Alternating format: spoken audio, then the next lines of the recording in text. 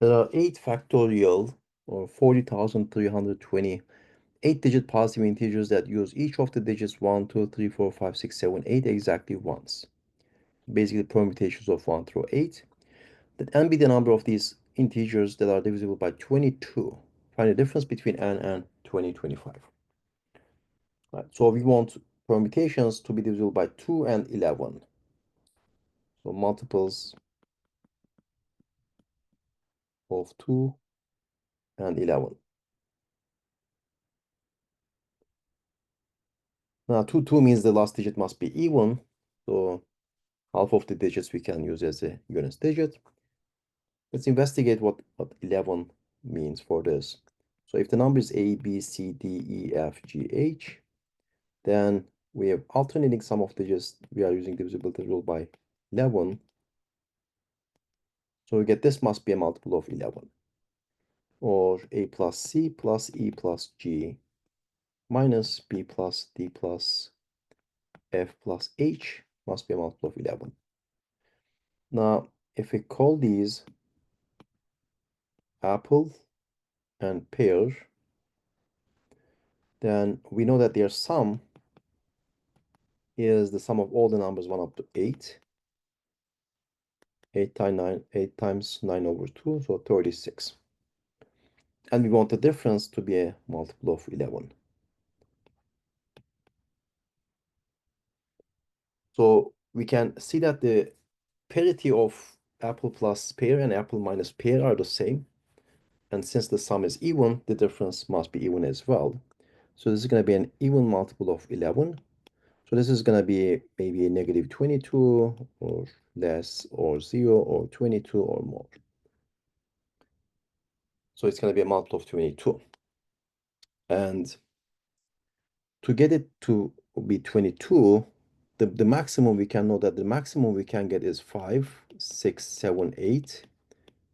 And the minimum pair value is 1, 2, 3, 4. So the maximum difference we can have is 4 plus 4 plus 4 plus 4, so 16. So this is bounded above by 16, and similarly it's bounded below by negative 16.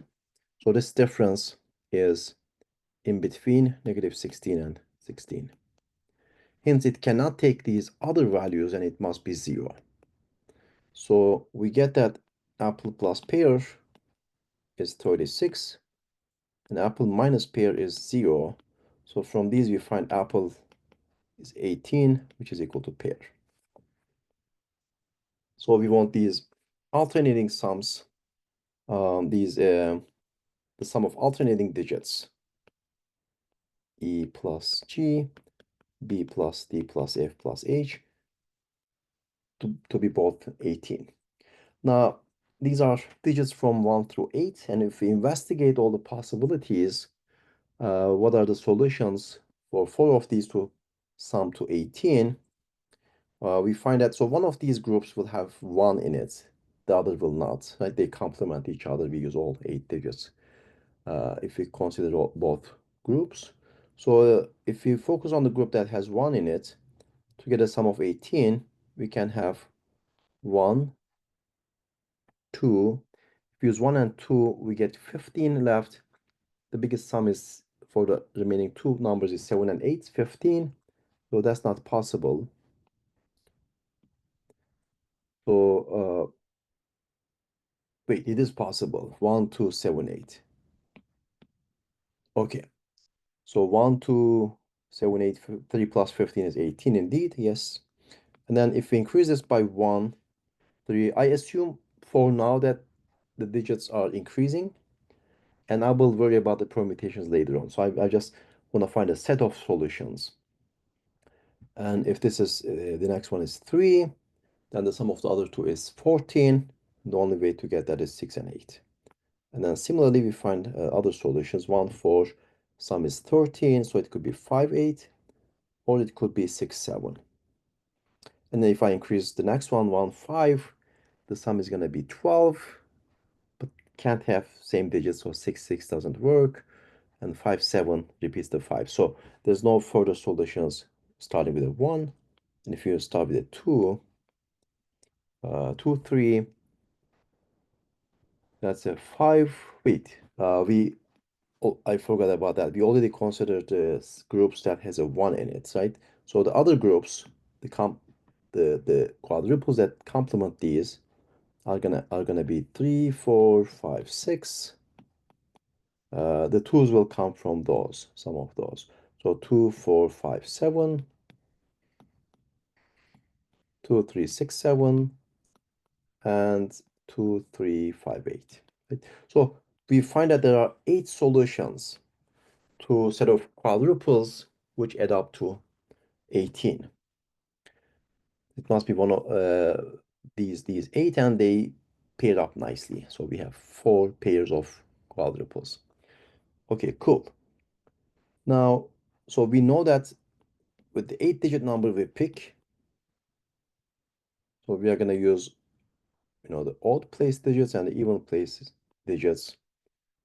And we know, let's say the blue ones are a permutation of one of these, and then the orange ones are permutations of its pair. But there's a restriction, the last digit must be even. So we see that, the one way to see this is half, there's symmetry between even and odd digits. So half numbers are going to be even, half of the multiples of 11 are going to be even, half of them are going to be odd. But if you want to be careful here, you can also do that. So for the orange ones, we got to choose, one of these. So suppose we chose uh, this set, then the last digit must be even, and we have 1, 2, 3, 4 choices for the last digit. And with any solution line, we have 4 even numbers in that line because we have all the numbers 1 up to 8, and 4 of them are even. So we get there are 4 for each of these solutions, and there are 4 solutions, uh, 4 choices for the units digit. Right, the even number it can be anything. So this is the number of lines or number of quadruples. And once we place the last even digit, right? Suppose we chose this for the first line, and then we chose 8 here, right? And then we have for the remaining orange ones, we have 3 choices, right? So we have these 3 possibilities, 1 to 7, and I can permute them in 3 factorial ways. So that's another 3 factorial, right? And I can put, for example, 2, 7, 1. And now for the remaining blue ones, they have to be from this group. So they are going to be permutations of 3, 4, 5, 6, and we have 4 factorial permutations of those. And in this example, we have, um, let's say 4, 6, 5, 3. So this number that we design, so there we have this many of them, it's going to be a multiple of 11 because its alternating sum of digits is exactly 0. And it's going to be a multiple of 2 because the last digit we ensure to be even. So these are all multiples of 22, and they are all of them. And we have 4 times 4 factorial square, which is 4 times 24 square, or 48 square. 4 times 24 square, or 2 times 24 whole square. And this is 2304. But the problem is asking the difference between this number and 2025. And that is 279.